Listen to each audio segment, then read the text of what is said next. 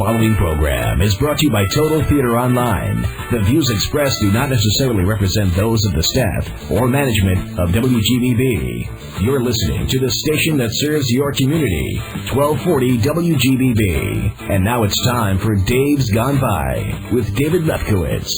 Well, there goes the Daverhood. Bon Beni, everybody, to the 133rd episode of Dave's Gone By, here on this Thursday, June 30th, 2005, live streaming on the web at am1240wgbb.com and playing on your regular radio, WGBB-AM 1240. Can you believe it's the end of June already? I mean, not like summer's over, but the days are going to start to get shorter, and those locust bugs are going to come out and start chirping all night long, and as soon as July 4th is over, you're going to see back-to-school sales, and I'll betcha, dollars to donuts, 3 more weeks, they will be selling Christmas ornaments on QVC. That brings a chill to the humid summer air, doesn't it? But hey, we are still in the shank of summertime, and I spent a week of it, or late springtime, I should say, in an even more summery clime than here, somewhere in the Caribbean. Caribbean. Now, my wife and I haven't had a real vacation in a long, long time. We go away for conferences or the occasional rare weekend. But not since our honeymoon have we had a week away with nothing else to do but veg and eat and have fun. And there's lots of reasons for that, because money's very tight. And also, we did not fly much for a while after 9/11. And my wife, Joyce, especially, has a teaching and working schedule that doesn't allow for us to just pick up and leave for a week or two. So we were both very much looking forward to this vacation. And we planned it months in advance, which is a luxury we really haven't been afforded most of the time. In fact, we were going to go in late winter, but it was peak season, so rates were extra expensive, and we didn't want to deal with a zillion teenage girls running around going crazy on spring break. Well, my wife didn't want to deal with that. Anyway, my aunt, now, she hasn't had a real vacation in a while either, so she was going to come along. Her own room, her own ticket, but a nice, relaxing vacation. And anyway, after some recommendations from friends and family, we settled on Aruba. Yes, I know, Aruba, island paradise, Caribbean jewel, land of the abducted, but this was obviously months before the whole Natalie Holloway disappearance. In fact, the week before we left, the story broke, and I was like, when was the last time Aruba was in the news? When was the last time you heard anything about Aruba except like a world's best beaches segment? But go figure. The week before we all decide to vacation there, it becomes the focus of an FBI onslaught into disappearance, abduction, and possible murder. But hey, we get that in New York all the time. So, 2 weeks ago, my wife, my aunt, and I head off to Aruba for 5 nights of sun, fun, food, and relaxation, which I have to say, we really, really got. 5 sun-soaked days and 5 delicious nights in what is truly a dream vacation spot. The 6th night, however, well, there hangs a tale. So tonight on Dave's Gone By, it's off to Aruba, the good, the bad, and the ugly airline. Also on Dave's Gone By, our regular segment, Inside Broadway, with a look at 3 Broadway shows that are closing in 3 days. That segment is brought to you by Performing Arts Insider Theater Magazine, a publication of Total Theater, and the whole show is co-sponsored by Hewlett Minuteman Press. Copying, printing, laminating, binding, brochures, they sure have it at Minuteman, 1315 Broadway in Hewlett. Mention Dave's Gone By, get 10% off at Minuteman and 10% off subscriptions to Performing Arts Insider. But we are taking nothing off this episode of Dave's Gone By. You get the full 57 minutes of comedy, talk radio, and music with me, Dave Lefkowitz, radio personality, theater critic, humorist, and world traveler. We'll make a short hop to Broadway, and then we'll carry on to the Caribbean right after this.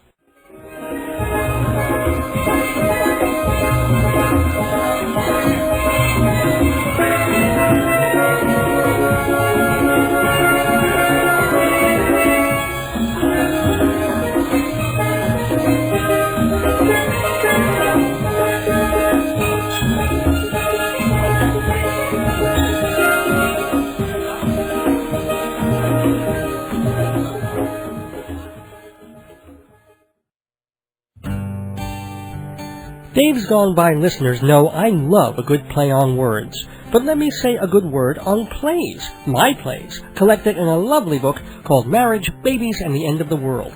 Comedies that range from strange to deranged, from sad to satirical, fun to read, and unmistakably Dave. Just $20 hardcover, $12 soft. Put down that crappy bestseller and pick up some laughs. 516-295-1511 or davesgoneby.com. Do you believe in pod? My God, pod! Being able to download radio from the internet and listen to a podcast anytime, anywhere. Well, now you can do it with Dave's Gone By. 20 full episodes downloadable from theaterpod.com. Even without an iPod, you can just listen right on your computer. Go to theaterpod.com for radio on demand and hours of Dave's Gone By to enjoy. Theaterpod.com, it's free because pod is love.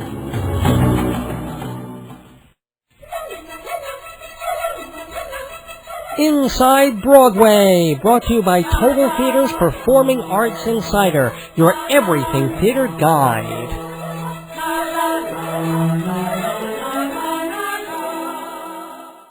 Well, July 4th and Independence Day are just around the corner, which means picnics and beaches and hiking and hot dogs, and it also means the last chance to catch 3 Broadway shows, all closing this Sunday, July 3rd.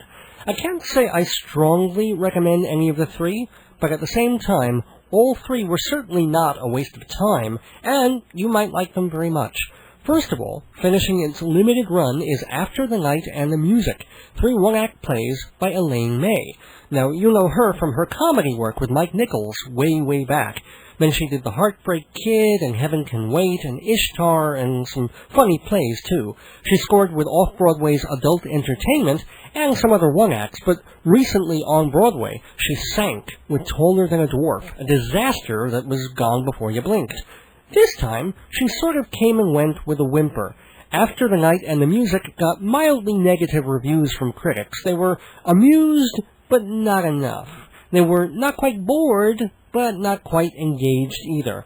I'm a little more positive about the show. The first one act, about a homely guy who teaches a woman how to dance, is just plain fun. It's very slight, doesn't really go anywhere, but watching Eddie Corbett spin J. Smith Cameron around the dance floor is really enchanting. You root for the guy, and they might as well be Fred and Ginger. That's the spell you get. The second play, in After the Night and the Music, is actually a serious and sad comedy about people who can't connect with each other. The only problem is it's pretty static, with people either doing monologues or talking on the phone or not answering the phone, so it's watchable with some funny lines and a lot to say, but it's also too long and a bit dull. And the third act should be a hoot. It's about 2 couples, old friends, who decide to take the plunge and do some wife and husband swapping. So it's uneasy and clever and sexy most of the way through, but then it gets really dumb, with a tacked-on ending that somebody, the director, Elaine May, somebody, should have realized comes out of left field and goes nowhere. Anyway, After the Night and the Music closes at the Biltmore Theater this Sunday, July 3rd. And as I said, 2 other Broadway plays will shutter on the same day, and they're both by the same playwright. Can you guess who? While you're thinking, remember that you know who, what, where, when, why, and how about Broadway, off-Broadway, cabaret, opera, and dance if you subscribe to Performing Arts Insider. It's reviews and rumors and listings and facts and figures every month on your doorstep in your mailbox. No other theater magazine gives you as much information in such a straightforward, useful way as Performing Arts Insider. For 61 years, people in showbiz have been using this magazine to plan shows, to book their guests for TV programs, to plan corporate outings, to audition. This is the guide the professionals use, Performing Arts Insider, available to Dave's Gone By listeners at 10% off the regular subscription price. If you want to order, call 516-295-1511, 516-295-1511, or, to find out more, You can actually see sample pages of the magazine at performingartsinsider.com, and the ordering information is on the website too, performingartsinsider.com. Give it as a gift to the theater lover in your life, or make it your gift to yourself if you love theater. Performing Arts Insider. It's Broadway the best way. Continuing inside Broadway, 2 other Broadway theaters will go empty on the July 4th holiday, the Barrymore and Studio 54. Both have been filled with revivals of plays by Tennessee Williams.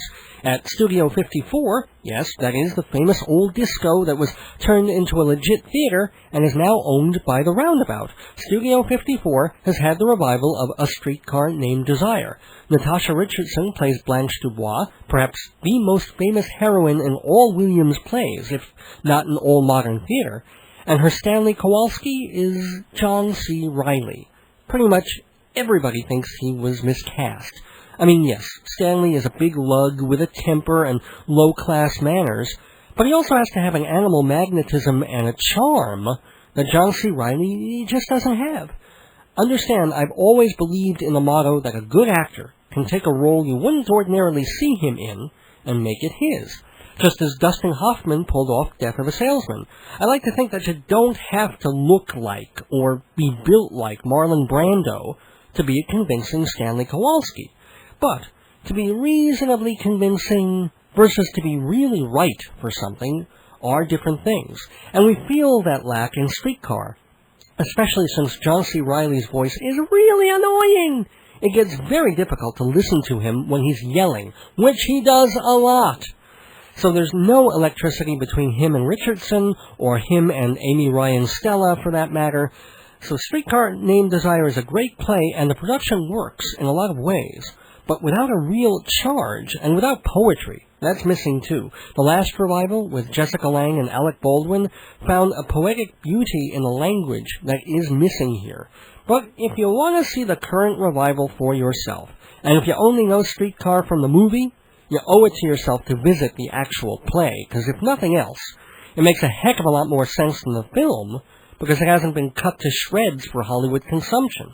You have 3 more days to get Streetcar at Studio 54. Oh, and by the way, kudos to the Roundabout Theater for finally taking out those tables and chairs they had for Cabaret and Pacific Overtures and turning Studio 54 into a real theater. Now, over at the Barrymore Theater, Jessica Lange finishes up her stint as Amanda Wingfield in The Glass Menagerie, with Christian Slater playing her son, Tom.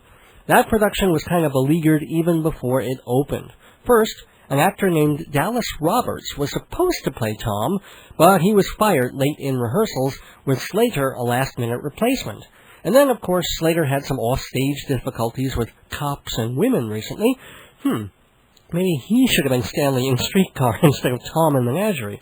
And especially since reviewers thought he came off as too butch and longshoreman-like as Poetic Tom. And also, people still remember Jessica Lange from her last Broadway appearance, in Streetcar, by the way, and while I thought she was terrific there, the scuttlebutt was that she didn't project enough and people couldn't hear her. Well, she did not have this problem this time, but she still didn't get good reviews as Amanda.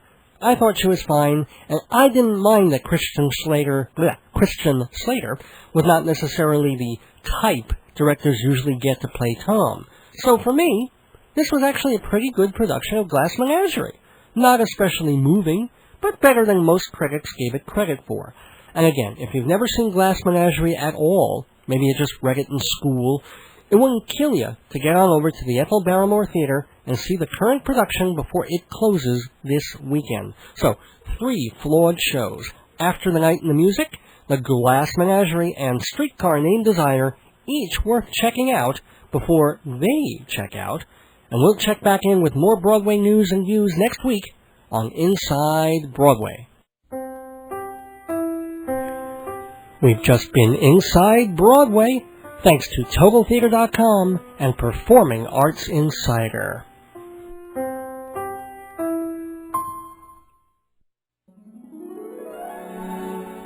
Eat, eat, use, buy. Look at me. I'm the American consumer, and I want to spend my money on stores, restaurants, showrooms, travel agencies, mail-order catalogs. Sell me stuff.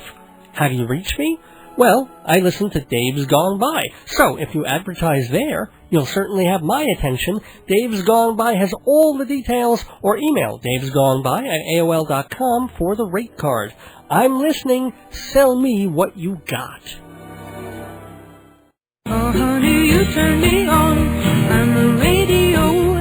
That's right, Joni. I turn you on all week long for a bunch of shows on WGBB, like Wednesday nights at 11 for psychic astrologer Joyce Keller, hosting radio's longest-running psychic advice show. She knew I'd say that. Thursday nights at 6, an hour before Dave's Gone By, it's WGBB Tonight with Larry Davidson. Friday nights at 6, Bonnie D. Graham has advice about being single and singular on Long Island's dating. It's a madhouse, it's a zoo, it's Mikey and Jimmy, Saturday nights. And then on Sundays at 7, Joe Salzone offers conservative politics with a sense of humor and an open mind on your world. If you're driving into town with the dark cloud above you. Dial in AM 1240 WGBB for Joyce Keller, Wednesday nights at 11, Larry Davidson, Thursdays at 6, yours truly at 7, Bonnie D. Graham, Fridays at 6, and Joe Salzone, Sundays at 7. Call me at the station, the lights are open.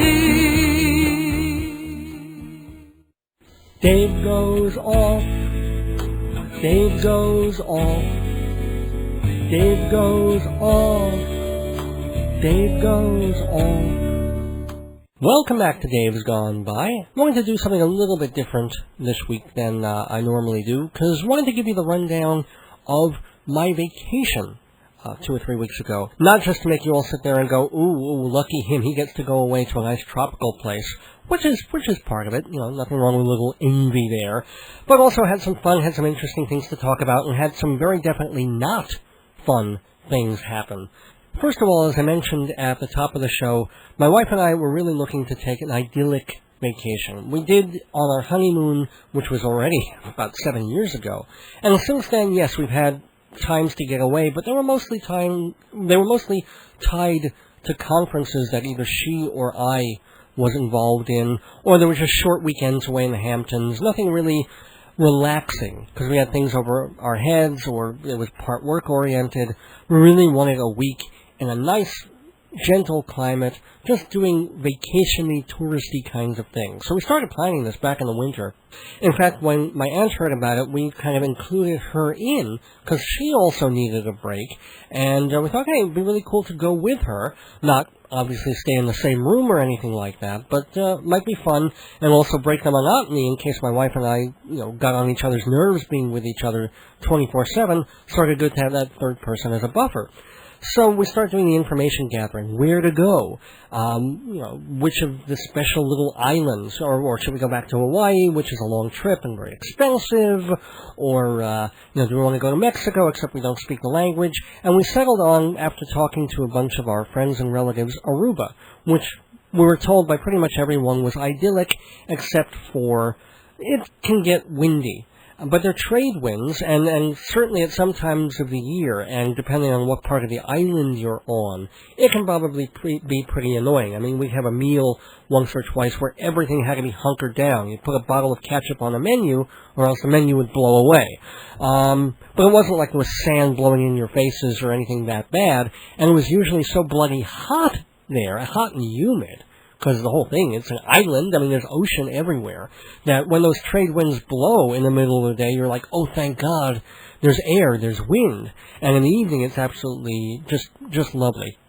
So we did settle on Aruba, and we got a travel agent to book the whole thing, and just before we left, about a week, maybe 10 days, as I said also at the top of the show, the whole Natalie Holloway thing. And as I said, Aruba was non-existent. The only time you would hear about it was on travel programs, or when people would come back from Aruba saying, oh, we had a wonderful week there. But it was never on the news. It's not a political player. It's not a world powerhouse.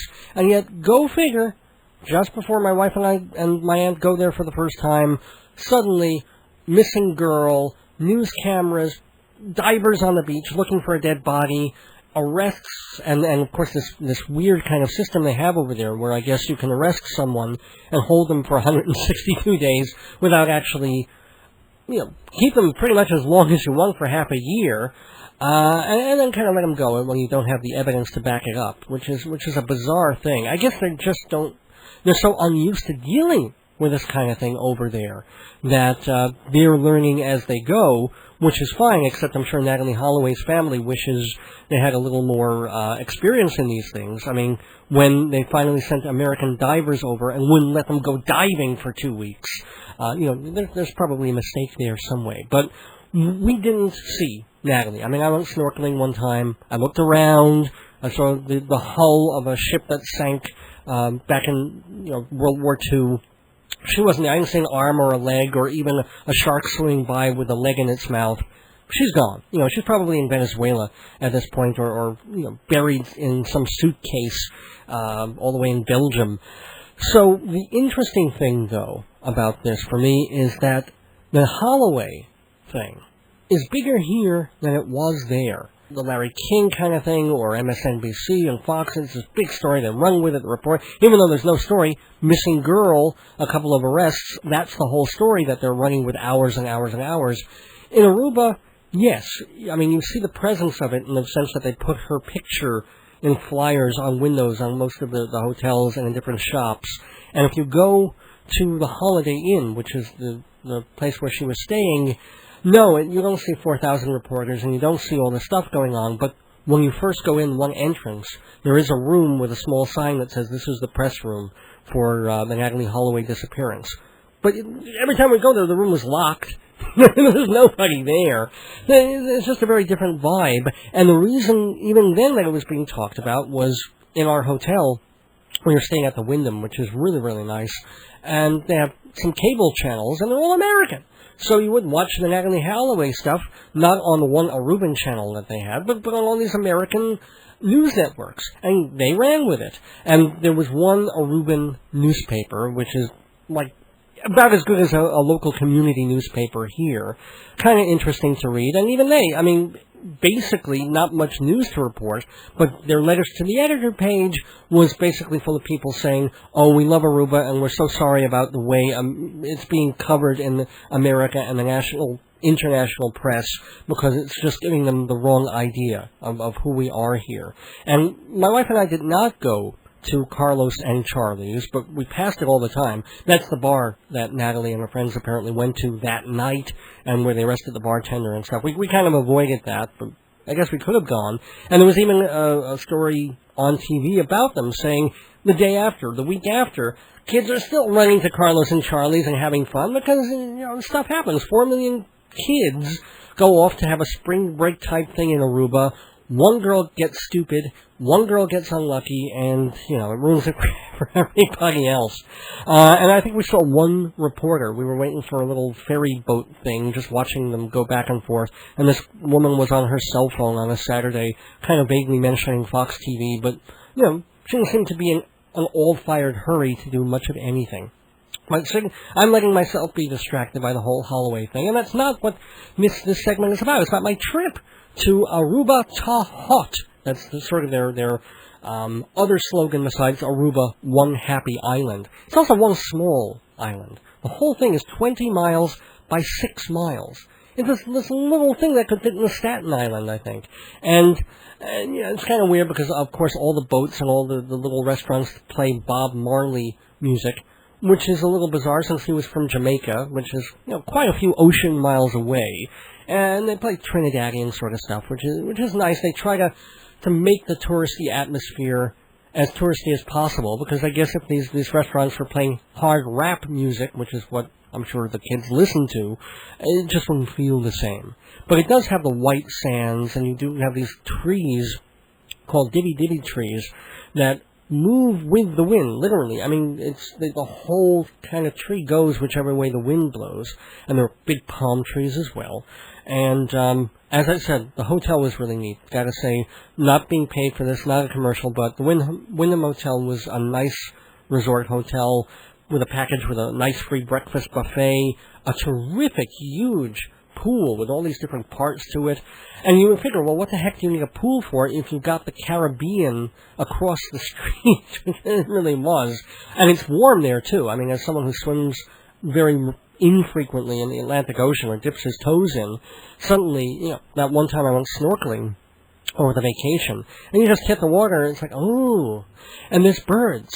Not only just the wild birds, like there's pelicans on the jetties and reefs and these beautiful doves, but the hotel itself has these parrots that they keep in cages all around the entrance to the hotel, and in the mornings they let them out, and people can take pictures with them and touch them, and I've seen some vicious parrot-type birds that'll take your finger off, but these are so tame, and they'll hop on your arm, and it's pretty neat. And my aunt was having a great time, and she was more into doing the resting and relaxation and the sun. I go with the old Woody Allen line of why he doesn't go to the beach much, because, as he said, I don't tan, I stroke. So she didn't mind. She'd go swimming, and then she'd sit out there and tan. She loved it, although we did kind of coin a new word for her, not a euphemism, but what was a sniglet for her, called an ester. That is her name. And an ester means that something invariably goes kablooey when she gets near it. I'm sorry to make this semi-famous by putting it on the radio, but it just happened. She walked by a stand in the hotel next to this ubiquitous damn jewelry shop that you see all over the island called Little Switzerland. She walked by the little tray outside the shop. It fell down. I mean, she was 10 feet away from it, but just her presence made the thing, keel over. So she took over Switzerland. She did what Hitler couldn't. And then on our first night, we see her in the morning, and her headboard broke. And of course we joked and said, well, what were you doing last night? But no, she just heard this creaking behind her. And she thought people in the room next to her were doing a nasty. And then she woke up in the morning, and there was her headboard just conked to the side right below. And then one time we all went to dinner in the hotel at a very nice restaurant called Pago Pago. Delicious food, and it took us about 40 minutes, literally, to sort out the bill among us, because we were staying in different rooms and putting it on different bills, and we also had, like, this special all-inclusive package that the travel agent put together, and by the time that the waiters sorted that all out as to who paid for what, it was almost time to eat again. So we called that an Esther, too. But let me concentrate on this segment, this part of my Aruban trip stuff, on the nice things to do there, the good part, not the going home part, which gets really horrific, but some of the cool stuff, like the butterfly farm. There's a place literally just up the road from the Wyndham Hotel that is exclusively for displaying and cultivating and preserving beautiful tropical butterflies. And then they show them off. You go into this tented area, and they're just flying all around there, all these different gorgeous types. And they even have in, like, open shoe boxes the cocoons, real ones, live ones, and chrysalises for moths of the different types of butterflies. And the interesting thing that I didn't realize is that the cocoon looks absolutely different from what colors the butterfly will be. Like the most beautiful little green turquoise glassine cocoon actually turns into a monarch. Has nothing to do with the red and black and orange that a monarch will be. And that's really neat. I mean, it's $12 to get in, which I thought was a little bit pricey just to walk around and hear some guy talk about butterflies for 20 minutes. But at the same time, they do let you sort of use your ticket to come back later on in the week. Esther was more into getting a tan and taking in the sunshine, but we didn't worry about that whole palapa thing. We were warned at our hotel and maybe some others that if you didn't get up at like 6:30 in the morning and get down and reserve your little umbrella with the shaggy hood with your little table on the beach, well, they'll all be taken and you won't get to see the beach and you won't get to sit by the water. And, well, that's not what I want to do. I don't want to sit there and burn. And besides, you can go to other parts or sit on the sand. It was not my idea of a vacation to get up that early just to go and relax, because that's not relaxing. To set your alarm to get up and reserve this all-important palapa. I did love the snorkeling in the Caribbean. It was kind of neat to go swimming along, see someone's flipper just magically go down, down, down, down, down, and realize, I could go and be a nice guy and try to retrieve their flipper and possibly drown. And then later on I heard one of the guys on the boat just dove after it and not only came up with it, but pulled off 2 starfish that he gave to a couple of people. That was kind of neat. Had some wonderful meals in Aruba. I mean, pretty much every meal was great. There's a new restaurant called Eleonora's that had people who were there from the beginnings of new tourism to the island set that place up, and kind of home-cooked sort of meals of ribs and fish, and there was a nice fresh grouper there. And, of course, maybe the most famous restaurant, not the most expensive or fancy, but one of the best known is El Gaucho. That's been around for, I guess, 25, 30 years of Argentine-style steaks and beef. And boy, that was good. Sometimes you hear, like, everybody says, oh, you have to go to El Gaucho, and it's all the guidebooks they give out. And you wonder, well, everybody says, but maybe they're just saying because everybody told them. But no, it was really worth visiting. And we went to a place called Le Petit Café, which was kind of neat because they serve their food on these very, very hot lava stones. They're heated to about 500 degrees. And you sort of cook. The meal comes partially cooked. It's still raw or rare, very rare. And then it sits on this lava stone and cooks while you're eating it. And you just press it down on the stone.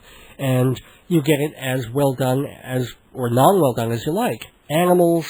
We saw goats on an island tour that we took.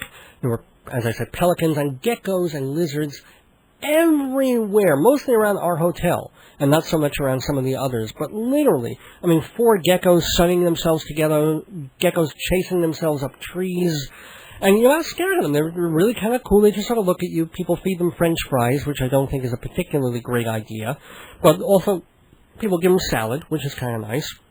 Other things about the Aruba, okay, I wasn't so taken with their shopping district, very so what, especially when you go in and, prices for T-shirts are comparable to, those kinds of shops all over the place, and you can get certain things, certain clothing kind of cheap or reasonably. At the same time, you're going to pay $4.50 for a 2-liter bottle of Coca-Cola. That's about as expensive as I've ever seen that stuff anywhere.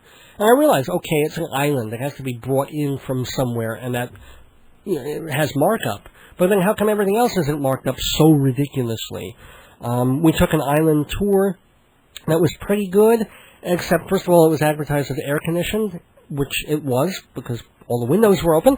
And the best part was we had a driver who was driving and giving us the tour, and we couldn't understand his accent. The only person on the bus who could understand what the hell he was saying was my wife, because she has a good way with these things. Everybody else was like, well, they gave up after the first 2 minutes. They had no idea. He would say, in 1941, and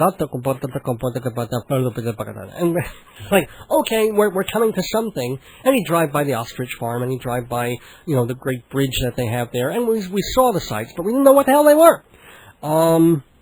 Let's see, what other things were kind of disappointing? The hotel advertised that they had bingo on the beach. There was no bingo. So, folks, if you're thinking of going to the Wyndham and bingo is important to you, they have casino gambling, and it's not open 24 hours, by the way. It isn't like Atlantic City where, you get hungry to throw a few nickels in a slot at 7:05 in the morning. That ain't going to happen. They don't open until noon. But if you want bingo, go somewhere else. And I have to say, in Aruba, the heat does get to you after a while. You expect it. It's a tropical place. But every single day, every single afternoon, you go out there, and it is hot and humid. Whether it's 83 degrees, which feels relatively good, after days of it being 95, I can't imagine. Some people say, oh, it's a paradise. I could just live here. I could not. After a couple of days, it starts to get to you. Which is not like enduring, say, a New York summer, because in New York, November is around the corner. The one thing I wanted to bitch about the hotel was it's kind of a fake minibar. It is a minibar, there's no question about it. But instead of just a fridge where they keep their stuff, and if you take it, you pay for it, and it's really ridiculously expensive. But one of the cool things when I go to hotels is I'll go to the local CVS, the local Rite Aid if they have one, and I'll grab a soda, I'll grab some stuff and some snacks, and then I'll throw them in the fridge, and I'll eat that, and so I can pay, $1 for a beverage instead of $3.50. Well, they have this ridiculous fake minibar where it has to do not so much with keeping it cold, but the way the sensors are that it sucks out the warm instead. And that if you touch something, that sensor changes, and therefore it's as if you bought it, So there's this really nasty kind of warning in the minibar saying, no, this is not a fridge. You cannot use it as a fridge. It is just sort of keeping things cool in a different way. And if you move anything, you bought it. So, meanwhile, my wife and I are measuring a Snickers bar to see what might fit or what mightn't fit. And, of course, we were charged for the Snickers bar, even though we put it back. And, we had that deducted from our bill. And what's kind of funny at the end is I'm checking out with this.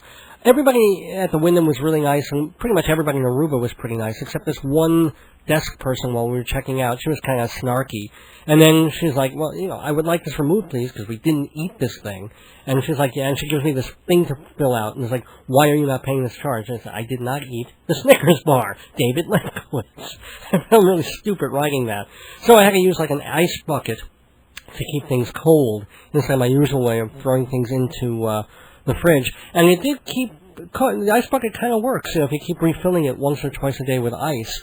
And I tried something that was okay, but I probably won't try again, called cashew juice, because I like to try things. I didn't want to just have soda, especially since it's like $5 over there. So I got this like meager cardboard thing of cashew juice, which isn't bad, and I like cashews, but it's got that passion fruit body odor kind of aftertaste that even Snapple, the passion fruit flavors, have that, if you ever smell them or whirl them around in your mouth a little bit.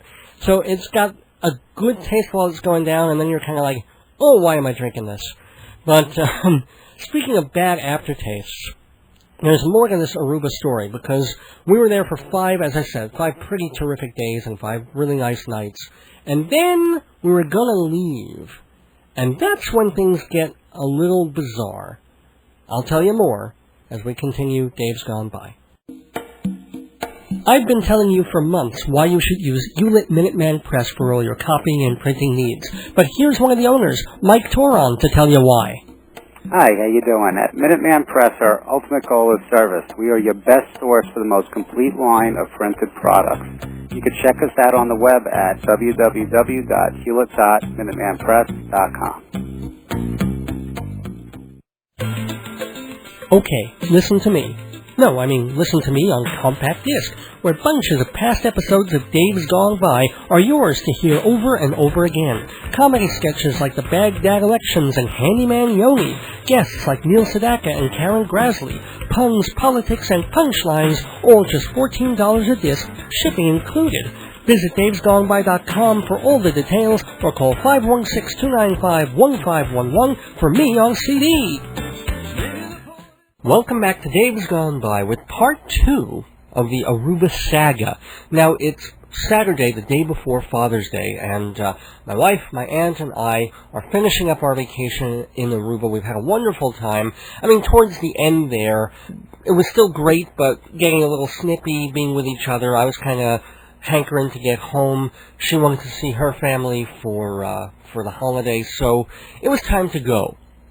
And we get to the airport on a Saturday afternoon, and first thing that happens after we check in and get our custom stuff done is we discover that the flight that is supposed to leave at 5:30 in the afternoon has already been delayed until about 7:30.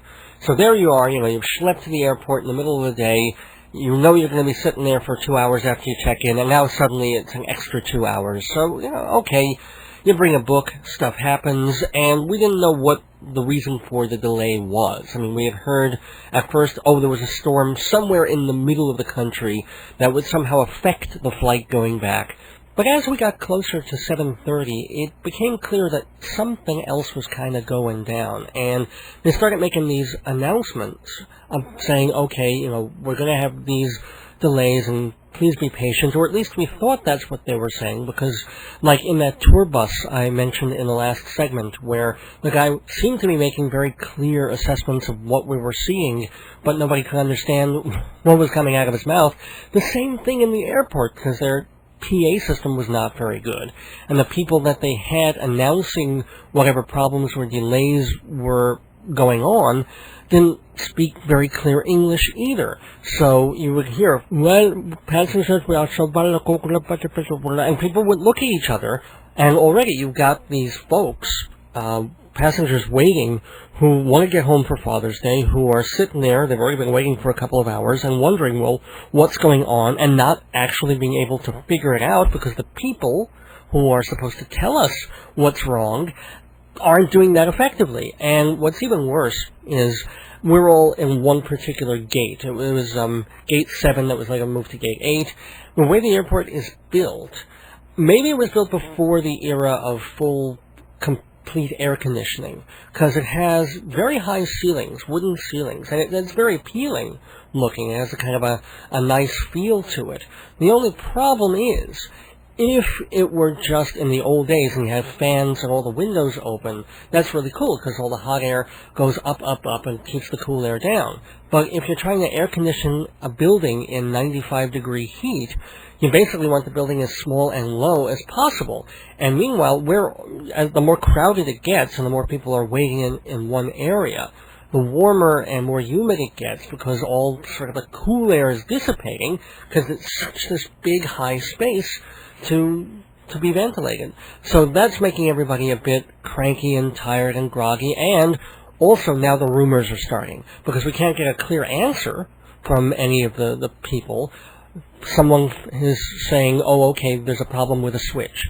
And then we start hearing, no, it's not really a switch, it's an indicator light on the plane. That's going on, a warning light. In fact, when the plane came in from where it was, before it heads back out from Aruba back to New York, there was this warning light that was on, and they didn't know whether it was a problem with the light going on for no reason, or if the warning light was correct and there was a part that was going wrong for some reason. And that's what they were trying to figure out. Going on and on past 7:30, people are irate. Some people are also getting drunk, because what else are you going to do when you're sitting around for a bunch of hours in an airport?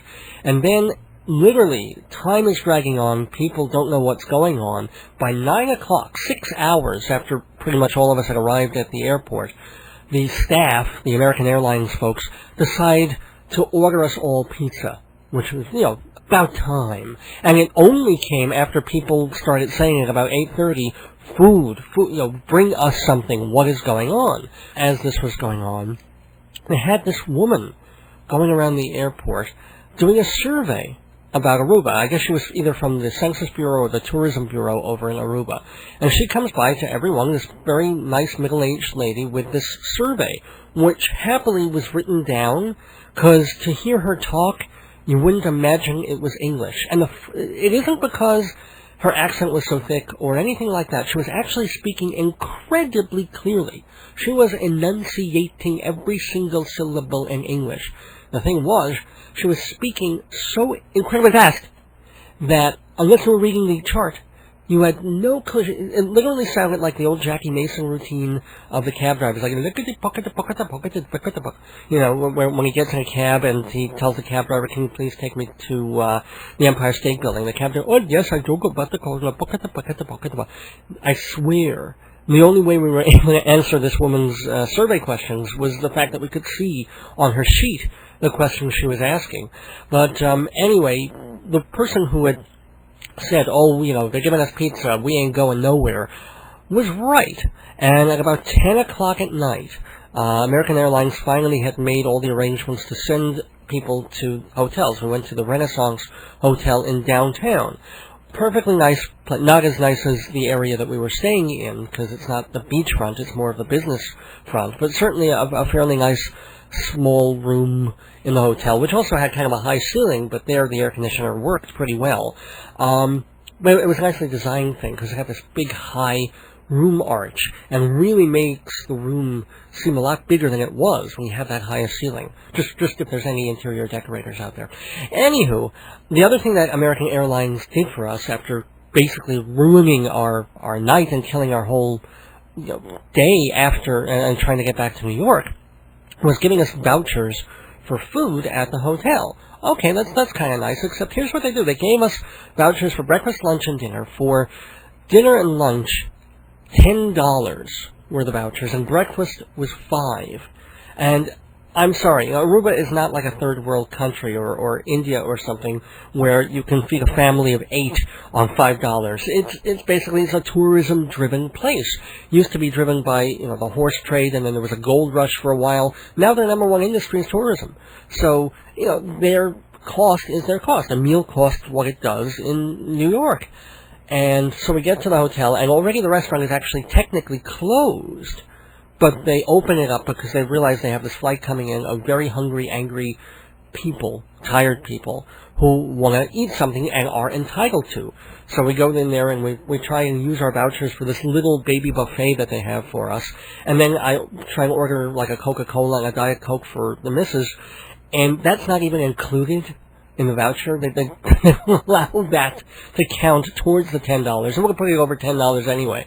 So I was just fuming, but at least we got to the hotel. We were given 3 minutes to call home internationally. That was also kind of nice. Fine. Okay, another night in Aruba. I was a little ticked off. My aunt was nervous because, she missed her grandson and her daughter and son-in-law, and she wanted to get back and blah, blah, blah.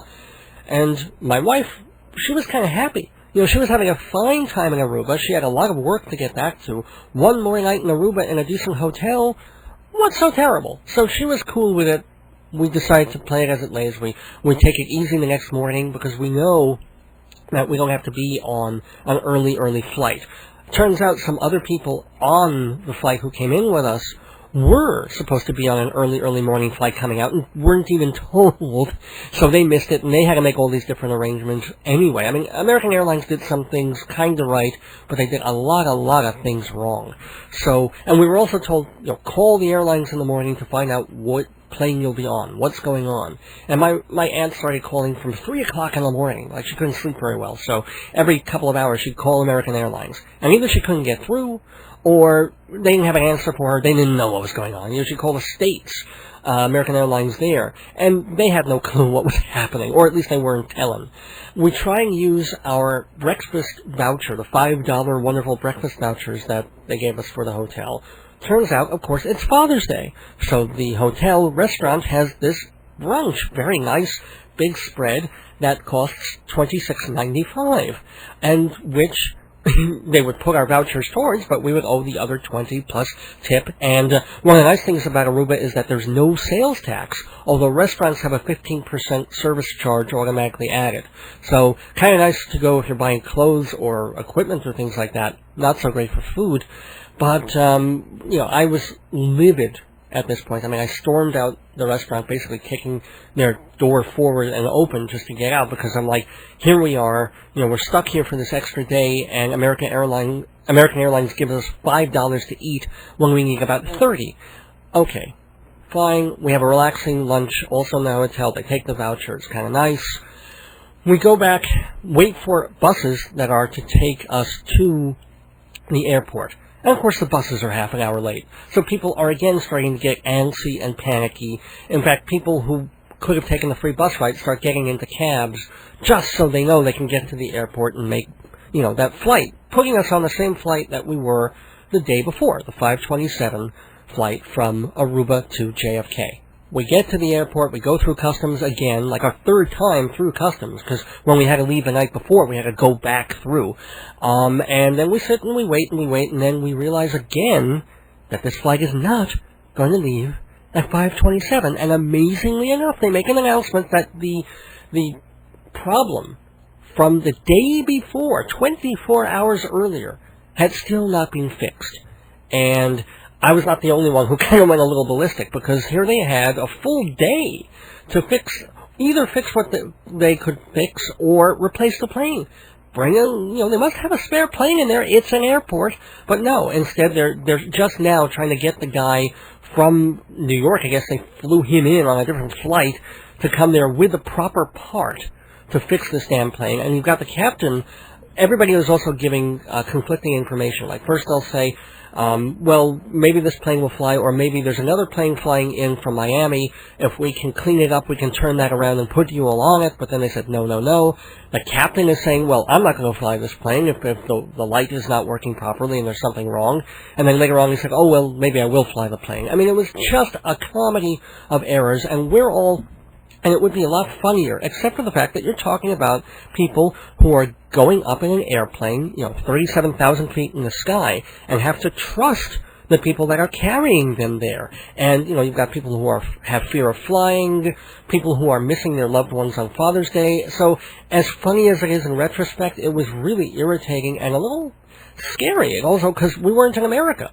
Aruba is a Dutch protectorate. It's a Netherlands Antilles thingy. I mean, they're sort of independent since the 1980s. They took a vote, but it's not my homeland. And it's a place, obviously, where they can arrest people without actually charging them and hold them for half a year. So you really don't feel all that comfortable to begin with when you're in a place like an airport trying to go up in the air. And mostly people just wanted to go home.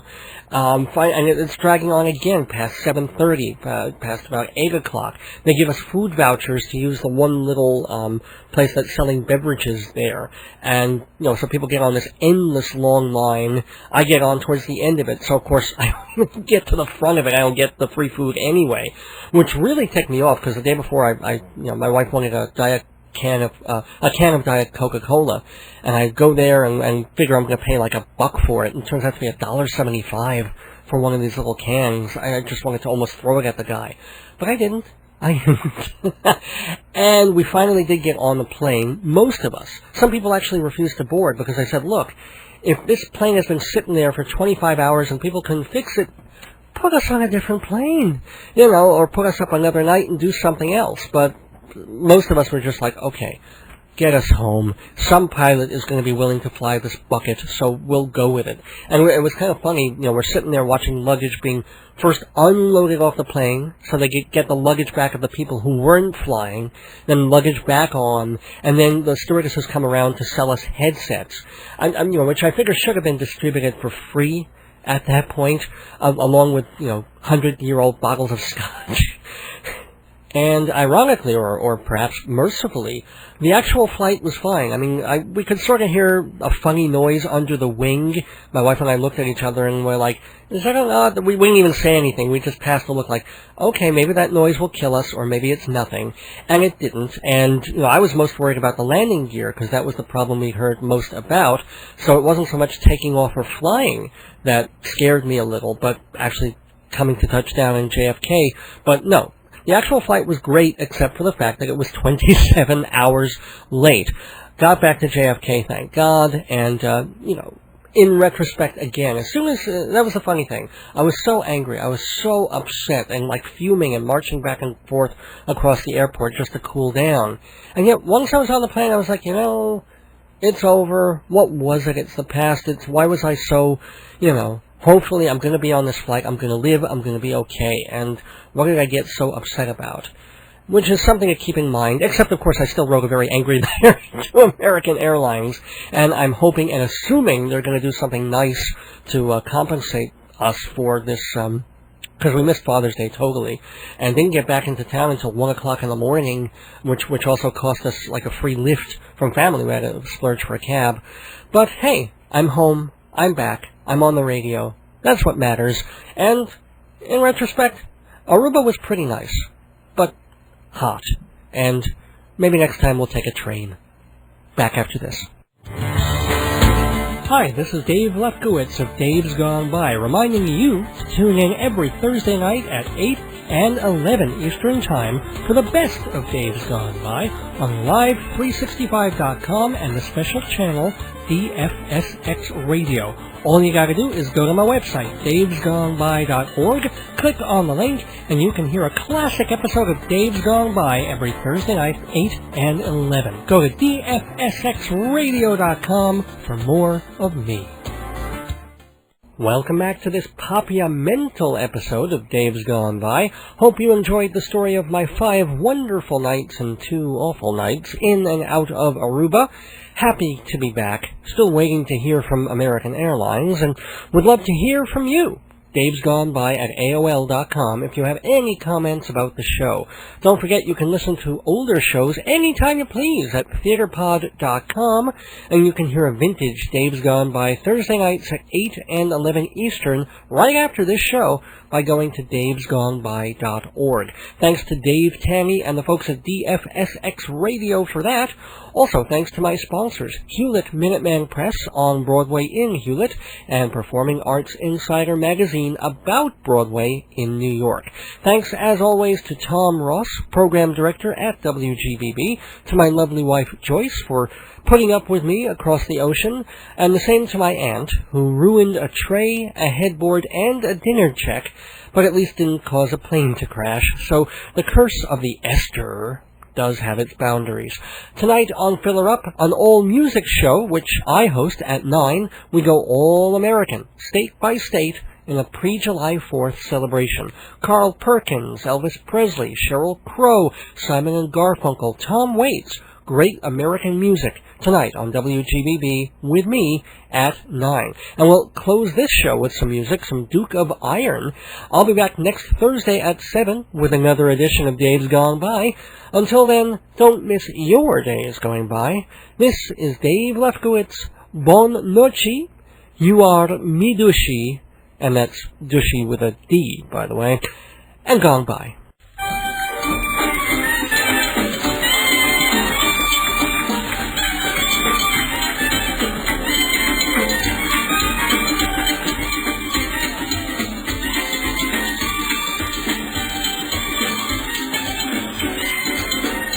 Talk them Calypsonian making an invasion. But they don't know it's a tough situation. I hear that rum and cola is the big illusion. Oh, but the Yankee dollar is the main attraction. So you better tell them to ask Duke of Iron. Otherwise it may be ruination. Willy, willy, willy, willy, willy, money, my way. Willy, ole, money, my way.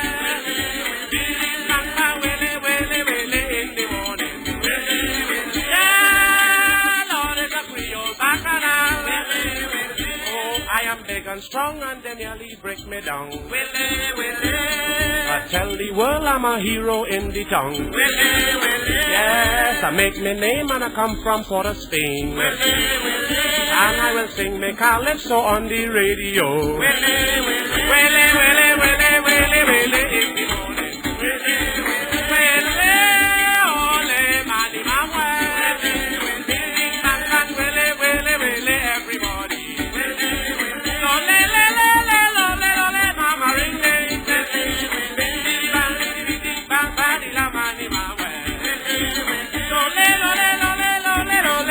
Ring ding, bang bang bang bang, dee dee bang bang, di la ma di ma we. Lo le lo le lo le lo le lo ma di ma we. Willy in the morning. Ah willy in the morning. Ah willy. Yeah, them Calypsonia making an invasion. Willy.